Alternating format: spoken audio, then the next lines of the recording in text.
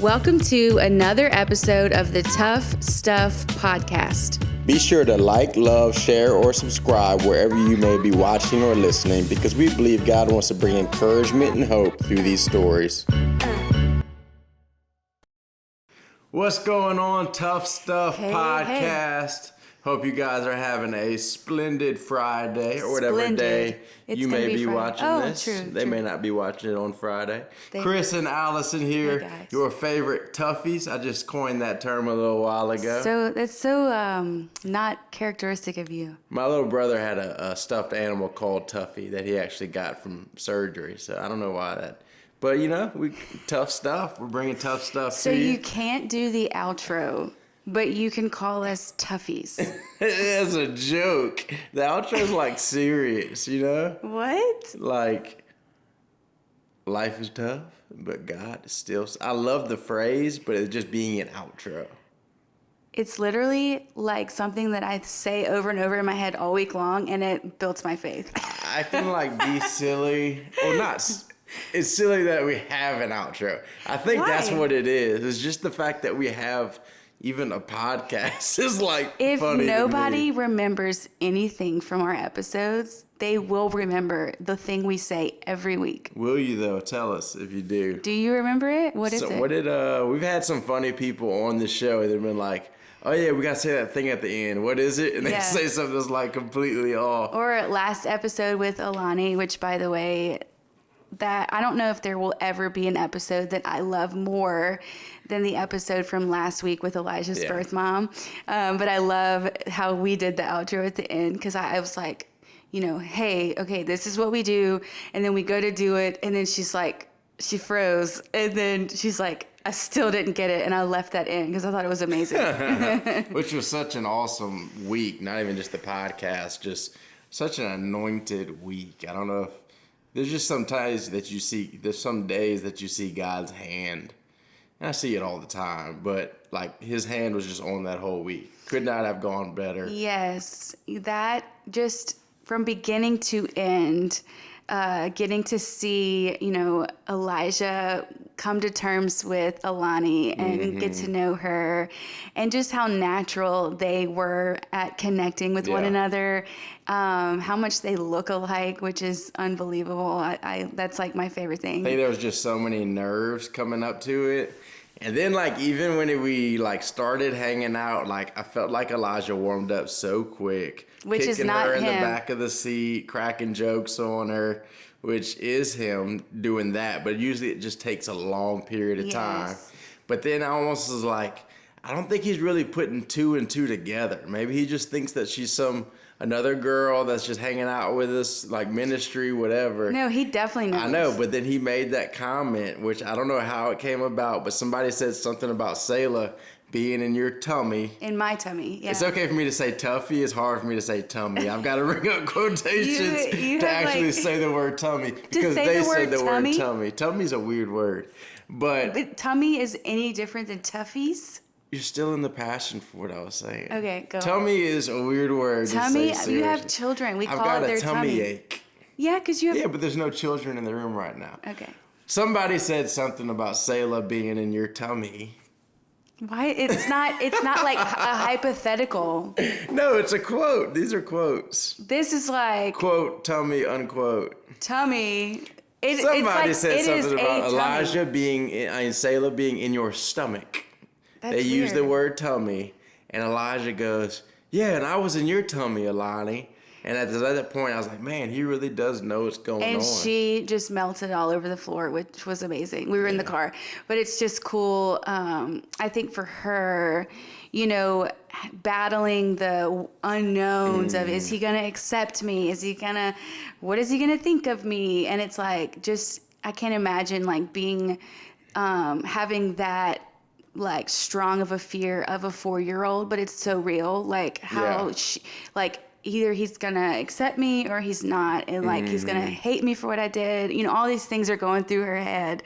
And when he said that, it's like her entire world, it was like, we can do this. The way that he reminded me around her, which I don't know I never said this to you, so I don't know if it comes off or sounds weird. Oh gosh. But it reminded me of like a second grader with a crush on a girl. Like he would like walk up and like kick her in the foot, Yeah. you know, or like But it's throw that- stuff at her. Like he was almost like obsessed with her. Yes, which is, I think, beautiful because it's like that natural intimacy that he has with, I mean, he spent 9 months in her womb. Yeah. And so, you know, that they had time together there where they bonded. And so it's cool to see outside of the womb them have that time. And our hope is that that continues and almost even intensifies. Yeah. That we would have, you know, an extended family with them. And so, such a great episode. If you did not watch episode 15 with our son's birth mom, I mean, I just can't. How do you like know the number of the episodes? Episode 15. Because I like Go back to episode I 6. edit every episode. You do So contribute so much you know, more to this podcast than I You do. literally come here and you sit down. No, I'm kidding. I put the things on the blinds, babe. I'm kidding. I cover all the windows. If you guys saw the work that went into like creating this podcast, And yet it's really not like considered, you know, it's not like professional. yeah, I was being facetious about the work. Yeah, we have paper blinds just because if you actually go to the early episodes, I did my best, but we didn't know that when you're filming video in front of a window, that as the clouds come and go, the lighting comes and goes. This is a grassroots operation. And so We learn I as had to we go go. on the video and like change the lighting every time there was a cloud that covered. And so we have slowly gotten to where we kind of have a grasp. We figured out where we like this. You know, our house isn't very big, so there's not a lot of options on where to do it. But Shout it's out been Chris Simon, one of our video guys who had to put up with the first few God, episodes trying to fix us, tell God us bless what him. we're doing wrong. He was like, I really want to help you guys, but like, you're really like making me have to put in some work. And I'm like, listen, I literally just know God said to do this, and I don't know anything about any of this. So we've been learning, and it's been fun. But it's kind of ironic that God has us doing a podcast called the Tough Stuff Podcast, because the weekend that we just had was extremely tough. Yeah. And I'm like starting to wonder, is God going to continue putting us through tough things so that we have content for this podcast? Are we God's favorite toughies? No, that's so weird. But many of you saw on social media that we spent the weekend in the children's hospital with Selah, our 2-year-old.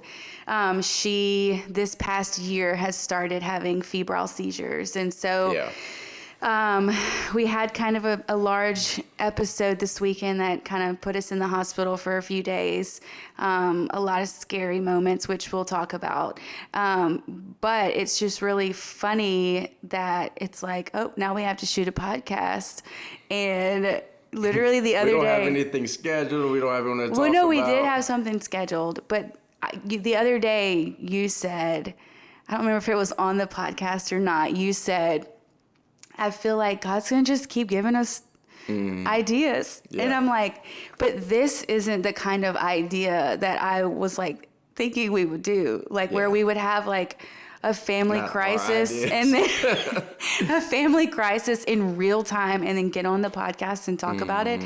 But in a way, it feels natural. Yeah. In light of the journey we've been on with this podcast. And I think the way that God has positioned us, or I don't know, I feel like that is our lane, you know? Like just going back to even our heart behind starting this thing is, you know, the Bible is people going through hard things and seeing God's faithfulness. So we've always kind of lived somewhat transparent, open, glass house, letting people in, you know. And I was thinking about that the other day, like, man, we're just all about, we want to give God glory.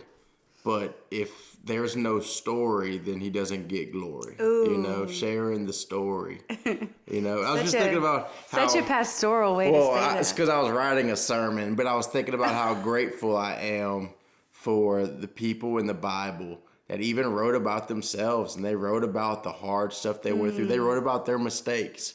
You know, what if, like, I read that David impregnated some lady and killed her husband, and I'm still discouraged that God's mad at me when I, like, cuss in my head, you know? What if they made their lives look perfect, you know? Wow, that's I'm so grateful true. for people sharing their journey and their story. Well, and I think, you know, it brings hope to people that are also in a tough time, because to navigate through, you know, like a crisis situation like we did this weekend, sometimes your perspective gets so zoomed in on every little thing that's going on right in front of you, as it did for us, and you can forget that there is a much bigger perspective happening, that God's doing much more, and that there are people in the world that can relate with you. And I think a lot of times it just feels like you go through these kind of things alone,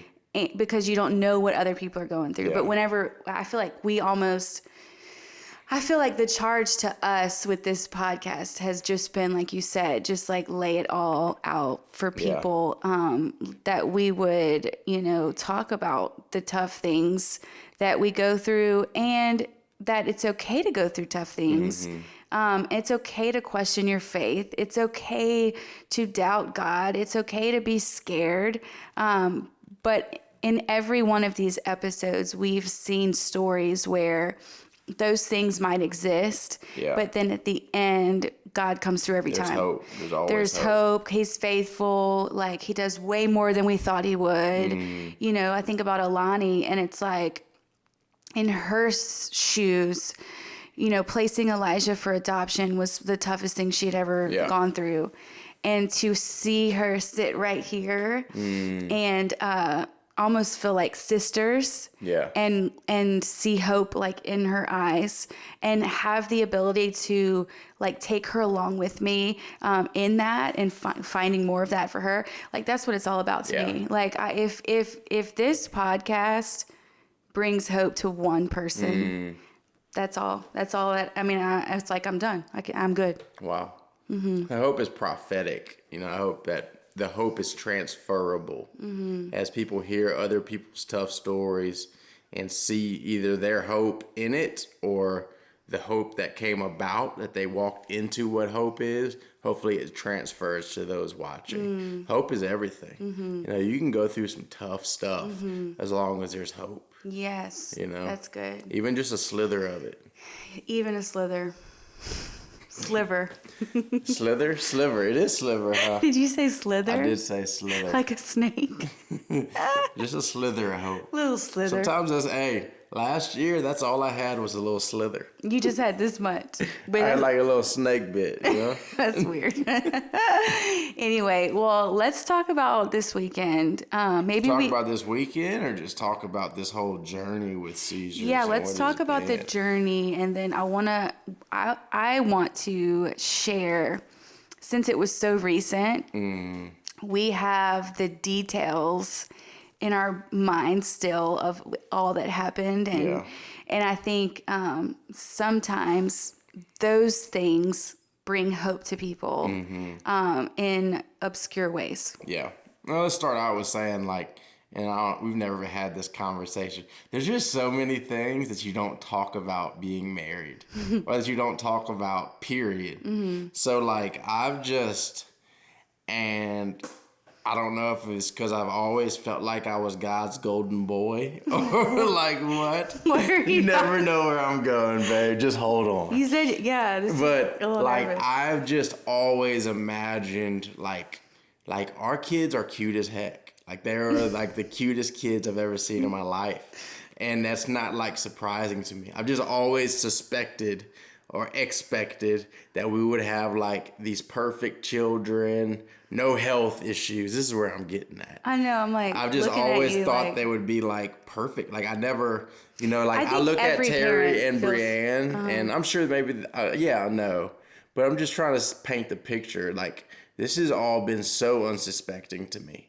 Like you just see families like Terry and Brienne Franks and Mila and the things that they had to go through with her, and it's like almost looking at them, it seems even more admirable because I'm like, there's no way that I could ever go through that, and there's never a thought that I would ever have to go through any of that, because I've just always, and I've gone through tough stuff, but God's always been so you've gone through really tough faithful. stuff. But I've always seen so much of God's faithfulness. This was never something that I saw coming. This was like a Like I was curveball. blindsided for sure. Yeah. And, and I don't even know how this fits in, but it's one of my favorite quotes from Mike Tyson. But everybody's got a plan till you get punched in the mouth. Yeah. And this is one that's punched me in the mouth time and time again, even when we start to build a plan. Yes. And then it comes again. But I just remember how traumatic it was for me the first time, and for us. You weren't in the room. I wasn't in the room, so it's definitely, So I'm sitting, we haven't shared this on here. We shared it on Terry Frank's episode. You did, when you were like talking about Terry. You said, I ran my daughter down to your house. Yeah. But I don't know if we shared the story. The picture is, it is, and I mean, it's just how life happens. I mean, it was the most ordinary afternoon ever. Elijah wasn't here. He was at my mom's. His which bestie. ended up, which they are besties. Like my mom's one of those people that calls and she just wants to talk on the phone about nothing. She just wants you to be on the phone like while y'all are doing life together. And I could never do that with her. Well, Elijah loves to. Like, what are you doing? She like answers him like he's a responsible adult that comprehends. What did she say last night? I came to Ulta to get this and that, and I'm like, why are you telling my 4-year-old son which store you're in and the ramifications of what happened? It's amazing because he'll be like, can I go sleep at Coco's house? And I'm like, yeah, pack your bag for a few days, because we know that they're going to just they're going to have like a marathon. Well, he's at my mom's and I'm sitting here washing dishes. Sayla's eating dinner. In her high chair. You were in the bath. And then, my kids are goofy. They take after, both of us are kind of goofy. I've used the word toughies like 3 times in this podcast. But she's like... I thought you said that wasn't goofy. Like you liked goofy. it. Oh, okay. But, I don't know. I'm washing dishes because I'm always such a great husband and wash dishes in this house. But while you're leisurely taking a bubble bath, candles, herbal, definitely not. herbal essences, essential oils. Definitely is what not. I was going Neither for. that either. Whatever. So I'm washing dishes. This and episode is already like off the cuff. I look over and I just thought she was like eating the food off of her high chair table, little deal with no hands, like just being silly. So I just continue to wash dishes. And then I look up probably 3 to 5 minutes later and she's still like that. And at that point I just ran over, man. I felt the like blood in my face change just now.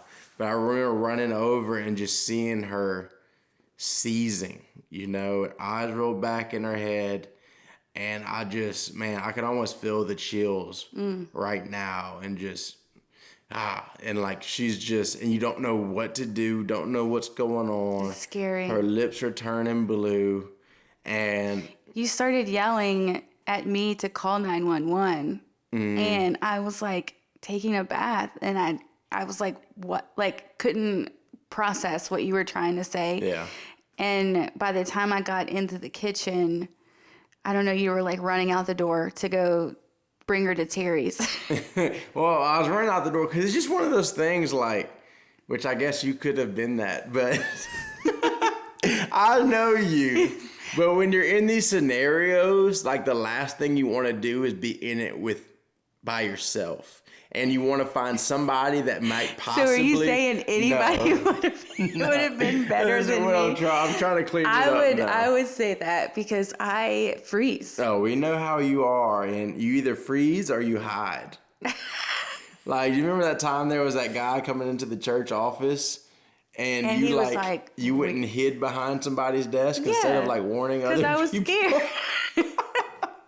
scared. So I'm a runner. You hope that you can find somebody who may be more equipped to handle what's going on. Because you're so disoriented. Yeah, you just want any kind of help. You don't know if your kid's feel gonna be so okay. helpless, you know. So I ran out the door, trying to run to one of our neighbors who was a nurse, and I saw that her lights were off. So I took off to Terry's and ran Combat down there. medic. And I mean, at that point, I remember stepping out of our door and looking at my daughter. And her eyes were rolled back in her head, and her lips were blue. And at this point, I haven't like classified it as a seizure. I don't know what's going on. I remember we thought she might have been choking, and then like I just thought she was dying right there. I thought that was the end of Sissy Girl. Like, man, that's such a weird thing to say. Well, I remember being at Brianne and Terry's house, and I was so overwhelmed that I couldn't look at her while Terry was helping her. And I remember like making dead eye contact with Brianne and being like, is she okay? Is she okay? Is she okay? And then she'd be like, yes, she's okay. And I'd be like, is she gonna live? Is she gonna live? And she's like, yes, she was. And she was just answering all of my like really crazy questions. But it was so overwhelming that I like thank God for good friends. Yeah, for sure. Because I feel like in some moments, especially moments that are very traumatizing like that, sometimes, you know, God will speak to you, yes. Sometimes God will give you peace, yes. But a lot of times in those moments, he shines through his people. And so I just remember feeling like, okay, they have the bird's eye view on her, and I am like so overwhelmed and scared, and I can trust the God in them. Yeah. Like that, the God that I serve that is also in them is like gonna hold us because of how they are handling us. Because sometimes you have a plan and then life punches you in the face. Oh. But then you need to have people around you that didn't get punched in the face. You know? Or people, they have been punched in the face. Well, that aren't in the moment. Like, right. Like they were the perfect friends. They're our closest friends, and they had been through hospital stuff. And I will say this, like, so Terry was a combat medic, and I obviously have no military war experience, but I felt like I was on the field. When I was running across his yard, I'm telling you, it was like literally a scene out of a movie. Because I guess you had called him and gave him a heads up. And he comes running out, jumps over his flower bushes, and he has his arms like this. And he's like, hand her to me. And it was like just the most picturesque movie moment of me transferring her from my arms to the medics. I remember them saying, God, we're just so honored that y'all trusted us with your daughter. And I'm like, does it get any truer than that, friend-wise? Like, first of all, do not bring your child to me. I would have trusted anybody that would have taken her out of my arms and made me feel... Except for me. Oh, yeah, for sure. You would never have your arms... I just can't... Like, that kind of stuff just gets me... But, you know, I'm good at other things, you know? Like just don't bring me... Don't bring me your... Excellent hand-eye coordination. Yeah, I just freeze up, you know, if it's in that field. But I just think about... If I threw her to you, you could catch her. No. Your hand-eye coordination is ridiculous. Okay. We should show people one day. No. I'm feeling really silly today. I can tell. It might be to keep me from crying through all this. Oh, that was the first one. Yeah. First one, and I mean, when I'm talking about seizure, I think the first one was at 8 minutes, something like that. I mean, 8 minutes feels like eternity. Yeah, literally the longest 8 minutes It's like, of my life. I mean, there's just so many questions going through your head. Is she breathing? What is this? Well, not to mention with seizures, like we are not medical. Yeah. So I just thought about something. I'm not laughing at us not being medical. like, I literally did not know, is she going to live? Yeah. Like, I know that sounds silly. And honestly, whenever you get into, you know, doctors and neuro and all this stuff, seizures, especially febrile seizures, are not damaging and they're not as scary as they seem, I guess, is what I'm trying to say. But for somebody who is not educated in any way with even seizures, when they told us what it was, I was still like, are you sure that, you're still like, are you sure that's what it is? well, I guess what I'm saying is we had this moment of, is our daughter going to live? For sure. Because we didn't know she was turning blue. Nobody in my family's ever had seizures. Yeah. Nobody in your family regularly has seizures. Right. Like, the only seizures I've seen was in rehab, people, and they're just having drug withdrawals. So it's like, I have no, like, I mean, still, even after, I remember being, are you sure it was a seizure? That's what that is? But I do remember when we got the Terry and Brianne's and the firemen walk in, and they were like, are y'all the family with, like, the gas that one time? Like, it just caught me so off guard. I'm like, with the gas? What is he talking about?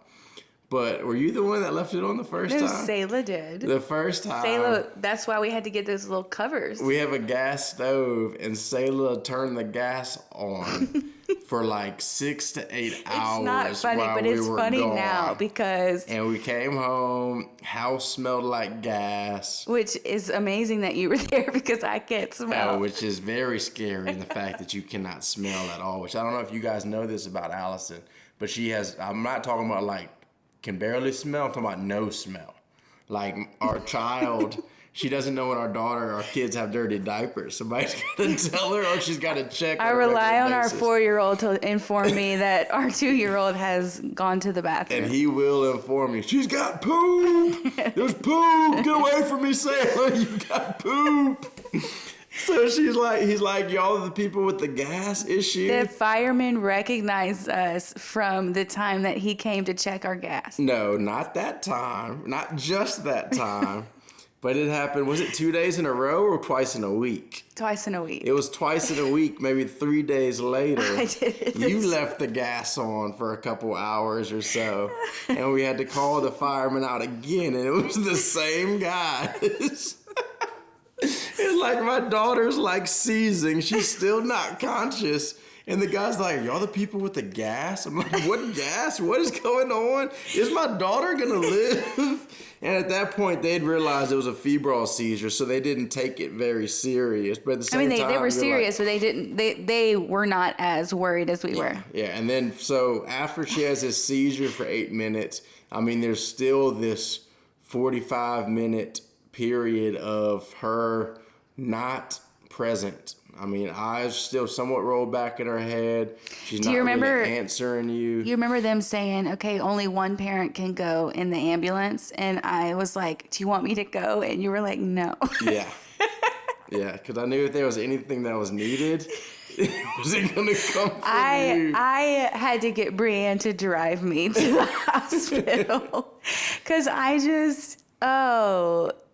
you're good at other things. Nobody prepares you for an emergency with your kids. Yeah.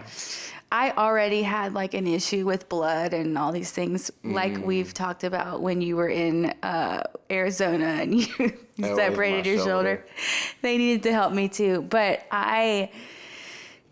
nobody prepares you. Yeah, I don't think there can be preparation when it's your child like that. And so we get to the ER and we come through the ambulance and still we don't see anybody in the room for a long time. And we're like, like at this point, you still don't know if she's going to be okay. It's just so much. God, it's so wild. Yeah. So first experience. That was the first one. Everything was fine. Then the second time we were in Target and you and Elijah had gone to the restroom, and her and I, which is our normal Target our place. normal Target, her and I were on the rug aisle. Mm-hmm. And so looking at rugs, shouldn't be. I don't know how we ended up on the rug aisle, but we were. It's Target. That's what you do. She's in the basket, and by this point, you can kind of start to notice when, like, we had literally just left the doctor's office. Mm-hmm. We went to Target after the doctor, waiting for her prescription. And then she started seizing in the grocery cart in Target, and it was just with me. And I did great, didn't I? Did. I think when it comes down to it, if it relies on just me, I'm amazing. But you and I are two different people. I remember just thinking, like, I want to run through Target and I want to scream, my daughter's having a seizure, and I want anyone to help as much as possible. And you're still like, want to be like, you're like, shh, let's just walk out. Let's not anyone see. Let's not attract any attention. Well, because I'm like, I don't want to create like a mass chaos. Yeah, dude, let the chaos happen. No, because then the chaos gives me more anxiety. Yeah, I just feel safe around people. Okay. Well, so we run her to the car. And then we drive her to the hospital. Driving to the hospital, and then we're like, maybe we don't need to go to the hospital because they told us we don't need to. But then we called her pediatrician, and she was still out of it. So they're like, let's go to the hospital. Well, because her seizures last longer than the appropriate time frame for a regular febrile seizure. Hers are extended, and so that complicates things. Oh, and I remember just being in the passenger seat. She's still seizing. Oh, we're trying to get over on why did we let me drive? Now that I think about it. Because I was holding her, I guess. Yeah. And we're trying to get over on Segan Lane, and I asked this guy with my daughter in my arms seizing if I can get over. And he looks over and he goes, well, you're not going to be able to get over all the way anyway. And I was at that moment that I wanted to take a life. Okay. Yeah, that was horrible. It was just people, But man. we made it to the hospital. You know, everything was fine. Then the third time, which was a month ago, we were home, and this was... Were you in the bath again? No, but I was not. Neither of us. She was in the living room watching TV. Yeah. And I was in the garage. You were in the garage working out. I was in our room, and you came inside, and she was on the ground, seizing in front of the couch. In front of the couch, of drool, which is like, to me, the last thing that you ever want to walk in on. As a mom, that guilt of like, why wasn't I in there with her? Oh, babe. We need to unpack this. Well, I guess I am right here on the podcast. Right. Just that whole feeling of like, I failed her. But then at the same time, having the reality of she's 2, like a 2-year-old can sit on the couch and watch TV and it's okay. And so just navigating, I just remember working through that guilt. Like, I can't believe I wasn't in there, you know, but I never had any guilt. I was just like, I was working out. What? No, I don't know. I never had to work through that, you know? Guys and girls are just so different. Oh, well, you're so good at emergencies. Tell me, babe.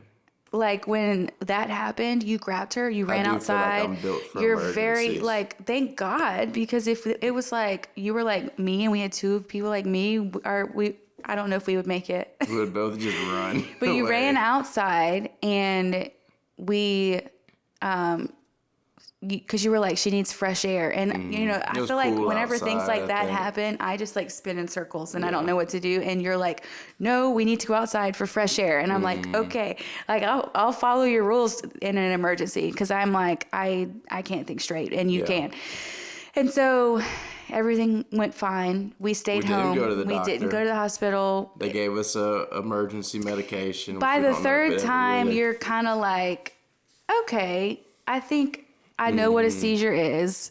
I think I know what to do. Yeah. And I think I know what to look for if things should go south. Yeah. So that But they never get easier. It never gets easier. That initial, when it happens, is like it happening for the first time all over again. Yes. Like the sheer panic that you're in. It's like it is a panic. Well, then let's talk about this past weekend. Yeah. Which none of this helps that our daughter is how cute she is. Yeah, Like, and she's got so much saying if she wasn't personality. as cute, it'd be easier, but yeah, that's a weird state. You said that really weird. just the fact that like she's the most adorable little bundle of funny. joy. She's joyful. Her personality is so precious, and so when you see your kid just like lose everything that they are in these But moments, then you see her come back and she's like, like nothing happened. You're like, you understand, you just rocked my entire world, and now you just want to tell me whatever you're trying to tell me. Show me your pink nails. So this weekend, we were heading downtown I had an event I was taking photos at downtown. And your mom was watching the kids. And Selah had been sick, but like we had just taken her to the doctor for a few days. Like it wasn't, anything. She didn't have fever at all that day. It was just kind of, we thought she was back to normal. I thought she was on the mend. We thought she was on the mend. It's the first time I ever used that phrase. Wow. We use that. Toughies on the mend. Man, what's going to be next? Day of first. Wow. So I'm taking photos for this event. You're like just there helping me because I don't know why I was there. You're like, can you just hold this QR code? I'm like, can I just set it right here on this thing? you were like my moral support. But we get a call from your mom that she's No, she says, yeah. All right, sorry, I didn't mean to cut you off. You were on the phone. Well, she calls me and she's like, in which you guys that have kids, you know how it is. Like, my mom doesn't want to watch the kids if they have a cold. She's scared she's going to get sick. So it's like, I'm never trying to give any reason for her to get out of babysitting when you need a babysitter.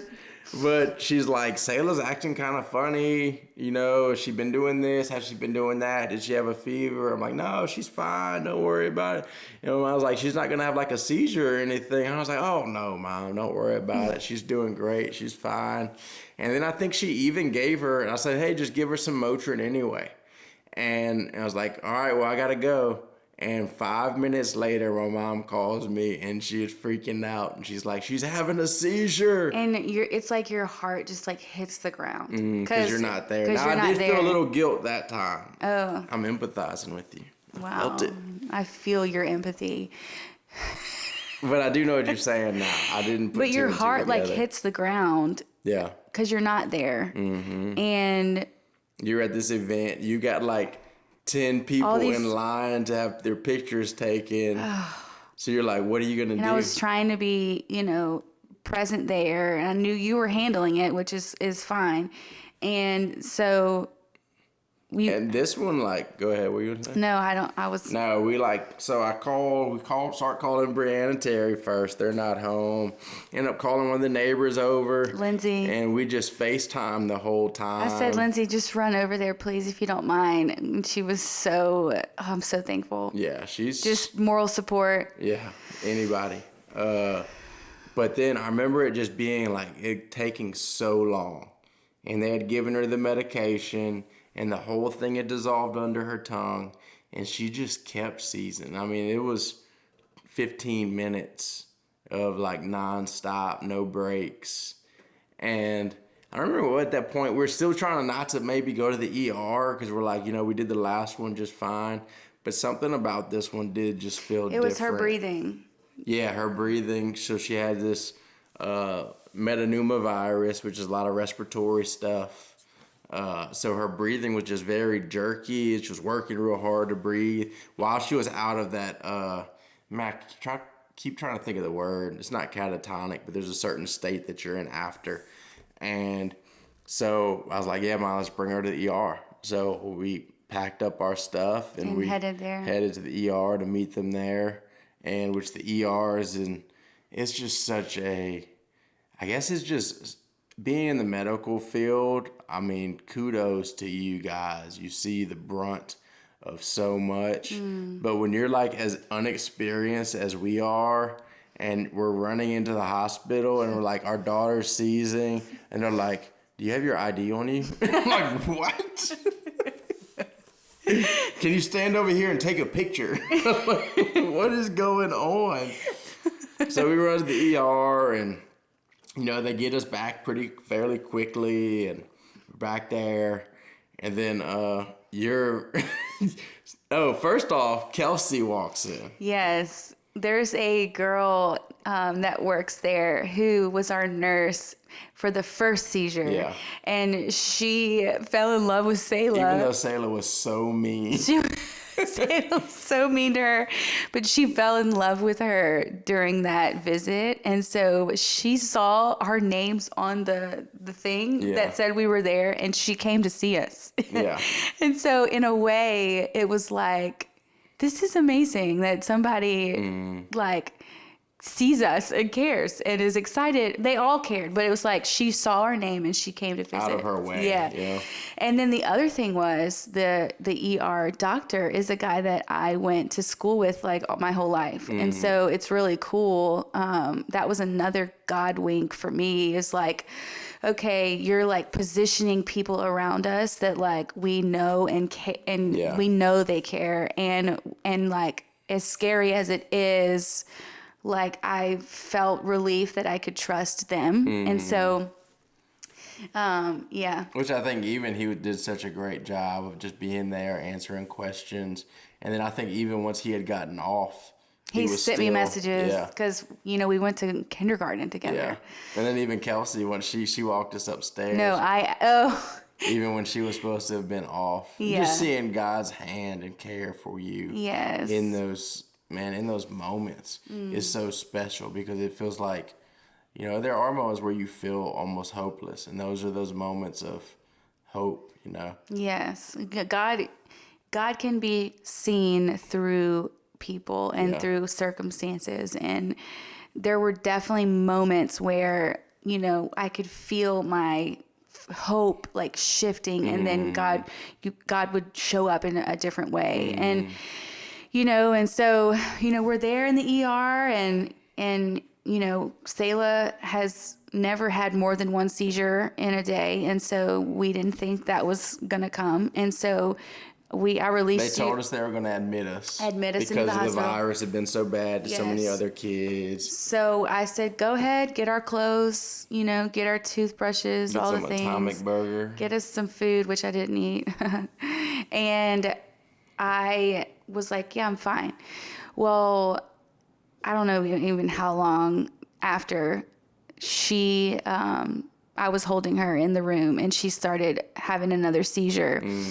And whenever you're like, I was so frazzled because I wasn't expecting, it's one thing to like have one out of nowhere. And now we can kind of plan more or less for when there's one out of nowhere. But I had never even thought that it was possible. Feel like you're in the clear. Yes, for her to have another one. So I was just hanging out with her watching, I don't even remember what we were watching, in the hospital room, and she started having another seizure. And I was like holding her. She was hooked up to all the machines, and I started trying to press the nurse call button. And for some reason, I don't know if it was not working or what, but I couldn't get it to light up. And so I started screaming, help, help, help. With her in your arms. With her in my arms, because I couldn't run out there with her because she was hooked up, and I didn't want to leave her on the bed because she was seizing. You don't want to leave her by herself. Yeah. And so there was like this. It's amazing to me in a moment like that, like how, you just do what you're supposed to. Like I went looking back, I'm like, how did I know to think? I don't know. Anyway, it's kind of like just throwing a little comedy relief, kind of like how you don't know how to take out the trash when I'm home, but whenever I'm out of town, that trash sure does end up in the trash can. It's like the same thing. You don't know how to do things in emergencies, but when you're there by yourself, you figure it out, girl. You're just so easy to depend on. Or to demand. Or delegate. So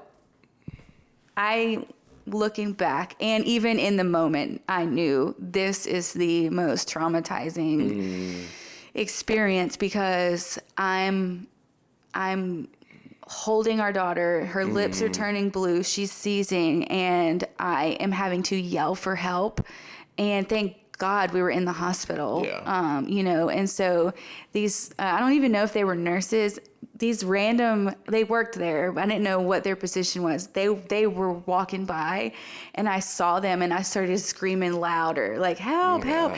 And they came in, and next thing I know, like 5 to 8 people are gathered around her, like you would see in the movies, like with a hospital incident. And, they're doing all the amazing things to make sure she's good. And Kelsey shows up, the girl that's not our nurse, that remembered us from the first time she had a seizure. She comes, and she just sits right next to me. And it was like the same thing like it was with Brianne the first time. I was like looking at her. It's my alarm to go get our son from school. Oh, okay. Wow. And I was looking at her, and I was like, is she okay? Is she going to be okay? Are you sure? Are you sure? And she was like, yes, yes. And she was so genuine looking at me in the eyes. But in that kind of moment, you don't know. Yeah. And you need something. I needed somebody to just look at me. And so anyway, Kelsey, are you an angel? Kelsey, if you're out there. I've never seen you outside of emergency situations. No, that's why I added her on Facebook. Oh, because she's not an angel. Well, I added her on Facebook because I was like, if this is about like you being in our life and like you getting to see Selah grow up and all this stuff, we can do it. If you want to be godmother, just let us know, we can do Kelsey. this outside of the hospital. You know what I mean? So I added her. Anyway, I thought that was funny. But so we're in there. Of course, the doctor's in there with us, and he's great because he knows me, and we're all kind of trying to figure it out. Well, then she proceeds to have 2 more seizures, and they're different than the others, and it was a little hard to determine like when it stopped. Ended and when another one started. So it was very concerning, and he says, I think we need to bring you guys to the PICU. And so, of course, my heart drops. It's just like a whirlwind all of a sudden. And then he says, and if I'm being honest, if we can't get the seizures to stop, we may have to put her on a ventilator in order to give her the right medicine that will help, like a stronger medicine. And when I tell you, I thought I was going to pass out. And if you were there, if you were there that day, if you're listening to this, you know this, because I was like doubled over. I said, I think I'm going to throw up. And I had to grab the barf bag. And when you get like that cold sweat and you're like, you have the chills and you just feel faint, that was me. Cause they're saying, PICU and all this stuff. Ventilator. And so I'm just like, it was like a whirlwind. I was like freaking out. And so this resident, I don't remember his name, but he had seen Selah earlier in the evening. He was there, and he came and sat next to me. And when you say angel, he was such an angel to me in this moment, because I was like, am I going to need medical attention? Like, my daughter is having like these prolonged complex seizures, and I'm over here like about to pass out. I can't breathe. And he sits next to me, and he's like very calm. And I guess it's just, this was something that taught me that God knows what we need when we need it. Because if he had come up to you in this way, I don't think it would have ministered to you. You know what I'm saying? Like, God knows how we're wired and what we need. And like, he knew that I needed somebody that knew what they were doing, that could sit next to me and just very calmly like talk me through. And he was like, hey. And I was like looking at him, and he's like, we're trying this medicine, and I know we said PICU and ventilator, but we're not there yet. He's like, this medicine could work, and it looks like it is, and then we wouldn't even have to do that. We're not there yet. Yeah. And so I was like, we're not? The way that he talked to me in that moment was so kind Yeah. and sweet and gentle. And I needed that because I was like, I'm going to pass out. I'm going to throw up everywhere. I can't even like. Meanwhile, I'm like pulling up to Atomic Burger and I'm just getting these texts. She's seizing. She's having another one. Another one. And you're not answering any calls or anything. I could not like. And I'm like, do I still get the Atomic Burger? I couldn't or breathe. Like, what is going on? I couldn't breathe. I was like going to vomit. I could not even like function. I could hardly even text you. And he just sat with me and he was like, you know, was just saying all these things that were informative, but like very kind. Yeah. And so I'll never forget that. But then we went on to the PICU, where we stayed for a day. After they tried to start an IV on her. Oh, yeah. That is a very, man, I just. On your 2-year-old. Yeah, when you see even your 2-year-old get stuck to, man, trying to find a vein. And I don't think they've ever done this before, but her veins are so small, I guess. I mean, literally, they like fish for a vein for like 4 minutes in one arm, 3 minutes in the next, and you see her veins collapse, and they had to stick her 3 times. And that was just such a hard thing to watch. Like, I wanted to leave the room, but you would not let me. You always want to leave the room. Like, you make me go. Look, you run when you run, I run when I run. Yeah, but you make me go when they have to get a shot. Or like whenever. This is not a regular thing. Okay. It's just a preference. I just like, when I know things are in control and there's moments that aren't going to be nice, I'd rather not be there. Yeah, know? wouldn't we all? Like, nobody wants to hold their child down when they're getting an IV put in their arm. We don't need to go in all that. Like, so we get to the PICU. No, you can't just skip out because you don't want to. Like, you're a dad. Okay. That was so intense. Man. I didn't mean that in the way that it sounded. If anybody's watching that's a marriage counselor, if you would just interject Ms. D, your Mr. opinions P, or do you need to thoughts call on how us? she's talking to me right now. I'm joking. Anyway, go on. We get to the PICU and, you know, I mean, they had pushed 2 doses of Ativan and they'd given her this Keppra, this seizure medication. Which epilepsy. worked. Yeah. It got her out of the seizure, which is what we were hoping for. We didn't have to go into any other measures to get her to get out of the seizure. I just remember getting to the hospital and you're sitting there with this barf bag and I'm like, what are you doing? It's not funny, but it's funny now. Yeah. It's funny now that everything's okay. I just remember getting up to the PICU and I was so distraught, almost like in shock, I think, because it was just a lot at once. And they were trying to ask me all these questions. I couldn't even tell you what they were, but it's routine. You have to answer these questions. And I was looking at the girl and I was like, yeah, no, yeah, sure, okay. And she's like, we can take a break if we need. I'm like, I'm sorry. I think I'm in shock. And I kept saying, I think I'm in shock. Like, I'm in shock. I do remember you saying that over and over again. But it was like, what I had just been a part of and witnessed was very traumatic. And, you know, I didn't know if she was going to be okay. I didn't know if we were going to have to be on a ventilator. I didn't know all these things. And so. Which, with me not being there for that and just getting text, it was like I had to sit back so many moments and have to be like, all right, I need to get where she was and feel what she feels. Because you were like in shock. In shock. I was very emotional. Well, I was like very stunned at first. And then I remember when we got up to the PICU, I just like lost it, started crying. But it's just, you know, nobody prepares you for traumatic events in any kind of, like, there's no way to prepare for this. And it's like, for me, I'm like one of those people that, like we talked about, it's good in emergency. I thrive in emergency. Like, I'm quick to take authority and pray or do the practical things that need to get done. But when it's your child, it is so different. It wasn't until Pastor Mike and Rachel called and prayed with us that I felt something in my spirit break and was like, okay, you can stand up on your own feet. You have authority to pray and to lay hands and to believe.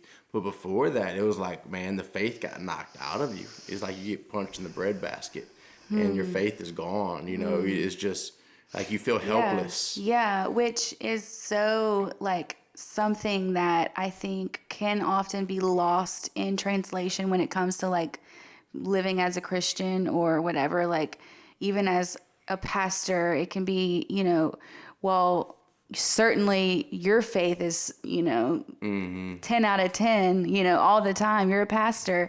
But that's so not true. It's a journey, especially when you're going through a crisis. You know, I think it's okay to acknowledge that the faith meter goes up and down as things transpire, and the longer you've been with God, the more you learn how to hold on to Him. But it still doesn't mean you don't have moments of doubt. Yeah. And just to think about how, you know, that's a journey, and it's okay that that's a journey. Well, thank you, babe. You know? That's so sweet. You made up for the last comment you made toward me. So we're in the PICU, and obviously the first day, I mean, Sayla's just like out of it. I mean, she's either asleep or you're wrestling with her, and it's understandable because she's drugged up on all this medication. Yet she's still 2 years old and wants to get out and play and do this and that. And then it comes down to where they walked in and start asking us to make these decisions, you know, on whether or not to, you know, continue to go the way that we've been going or to look at epilepsy medicine. They do the EEG on her, which in itself it's a tough thing to stick. I think it felt like it was like 150 little cables to a 2-year-old's head without her ripping them off and whatnot. And like, but the weight of that decision. I was impressed by the nurse that did that because she was so patient, and I'm like holding Sayla and she's like ripping them all off. I'm like, I don't know how you do this every day in the children's hospital. Yeah. I'm like, she's in your worst, is she? She's like, no, she's not. You secretly are like, oh, should we be insecure? But just having to make that decision, you know, it's one thing to make decisions for yourself, but it's another when you're making a decision for, I mean, it's the helpless. I just had this thought, you know, I think that's why God is so serious in the Bible as far as taking care of the vulnerable. Because, like, having to make a decision for the vulnerable, that really is, like, her life. Explain the decision. So, basically, they want to put her on this epilepsy medicine. But she doesn't have epilepsy. She doesn't have epilepsy. They told us that she has these seizures that have no long-term effect on her brain. But then you start getting different doctors in that kind of like, well, you know, we want to prevent this from happening. Well, now this is complex febrile seizures, and they could have effect, but then other people still say they can't. And then obviously I go to, I don't know how to Google doctor, but I go to see, I look for people's personal experiences with these medications or with whatever it may be. And you just see forum after forum of moms saying, you know, it made my daughter cold, it made her distant, it made her emotionless or depressed. She got in trouble now at school, we don't know what to do. And at this point, I just thought as, man, this is trying to steal my daughter's joy. Which is her middle name. Like, this is an attack. Like, I didn't, which, I mean, I like how we flow together because I didn't think of this whole thing as an attack from the devil. But at this point, I thought, because you've watched me struggle through medications. And, man, some of the havoc they've wreaked on my own life. And I'm pro-medication. I just think there's a way of finding the right medication and whatnot. Well, and in this was interesting because in this scenario, we disagreed. Yeah, because you had, and this is where I try to put myself in your shoes, because you were there for those other ones that I was not. So I was like, yes, let's put her on prevention medication. Like, I've never seen the complex seizures happen back to back like that. You know, I was like ready for the medicine. You were like hesitant. And it was just interesting how we had to navigate, okay, so in the heat of that moment, how do we come together and make a decision that works for both of us? Yeah. And like we ended up trying the medication. well, she had that full day where she was not as out of it as the first day, but she was still like, every time we get her to walk, her eyes were still half opened. And y'all know, well, people know that, like, so she had taken, originally they gave her Ativan, which is a benzodiazepine, which is like Xanax, which was my like entire teenage years was eating a bunch of Xanax and slurring my words. Well, I'm watching my daughter do this, who painfully resembles me. And I feel like I'm like looking in a mirror of my like teenage years. But then she had this day where she was able to like get up and get around, but then she was still falling over. She couldn't walk. She's her running to eyes are walls. low. And at this point, we're just hoping this is still because of the Ativan and those emergency medications they pushed, until I guess it was the next day. We stayed realized, 3 nights, right? 3 nights. The next day, and she's still like that. And at this point, I did have hesitations of like, man, maybe she's going to be like this forever. Like, what's going on? And then finally, after we talked to so many doctors, they all kind of blend together. It was finally determined that the medication was like making her, What was causing her? yeah, it was having an adverse effect on her and causing her to be very loopy. It was like She was like a drunk it was teenage like girl. we were a designated driver for our drunk toddler for that 3 did not days. want to sit still, She did didn't- not want to stay in that She room. just wanted to jump off the couch, jump off the bed. She wanted to eat cookies. Did not want to walk. She wanted to run or skip. Gallop like a horse. And she couldn't because she'd run into stuff. She literally got a black eye. We don't know when. She'd wake up from naps and go, cookies! Yeah, it was like the most bizarre. It was bizarre. It was like the drunk girl in Taco Bell at midnight. Yes. So, it was interesting how, okay, we came together. You heard the fear in me that said, I cannot have this happen again.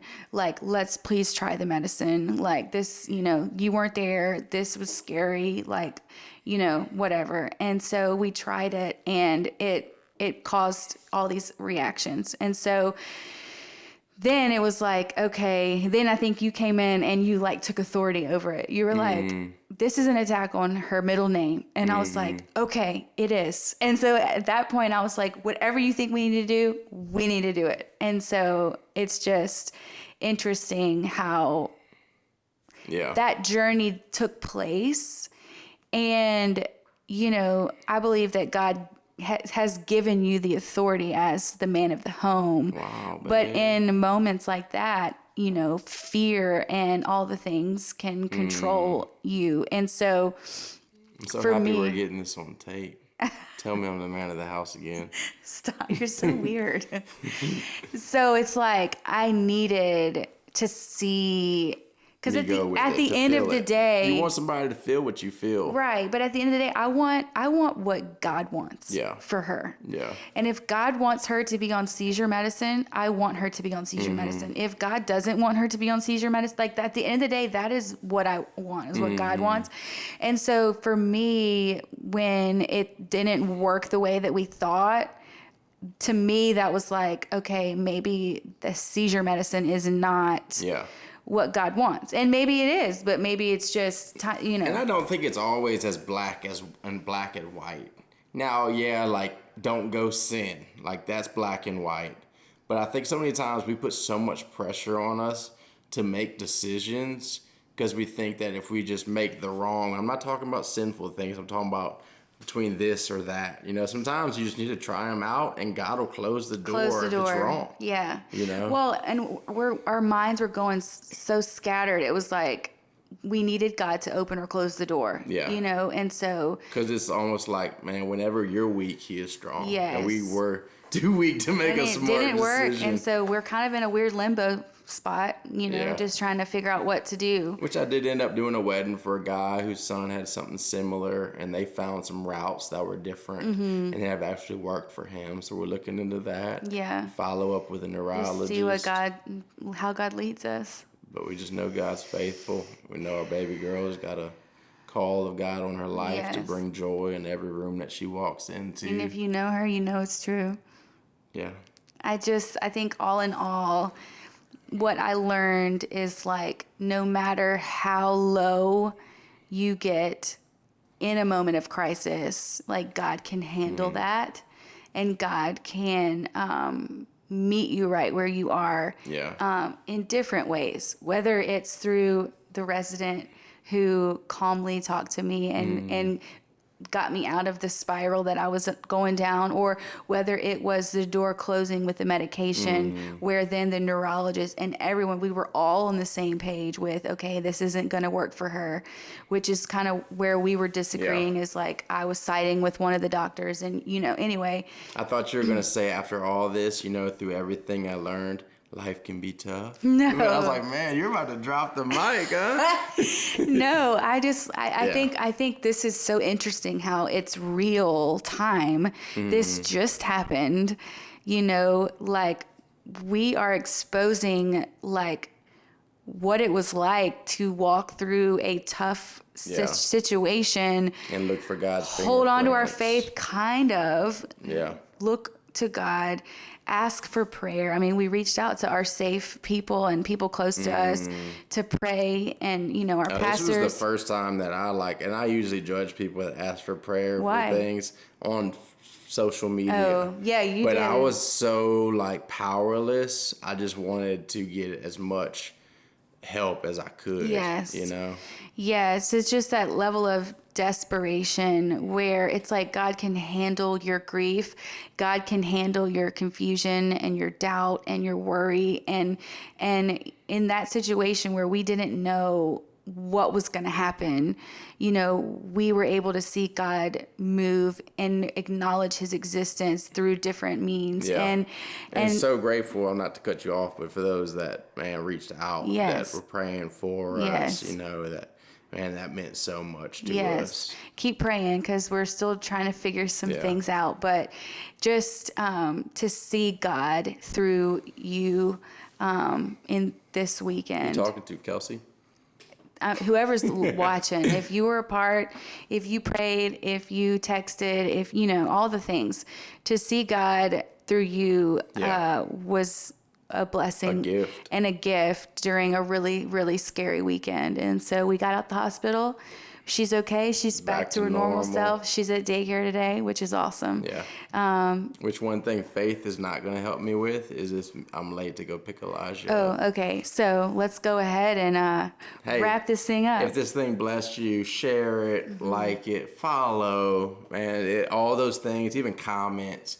They're not for us. They help the algorithm get this out to more people, to spread more hope. Yeah, we just want people to be encouraged. Along, and so like I always say, I try to get Allison to say on this thing. Wait, are you saying it? No, I'm joking. Go ahead, babe. Oh, I thought you were gonna Life can be tough, but God is still so good.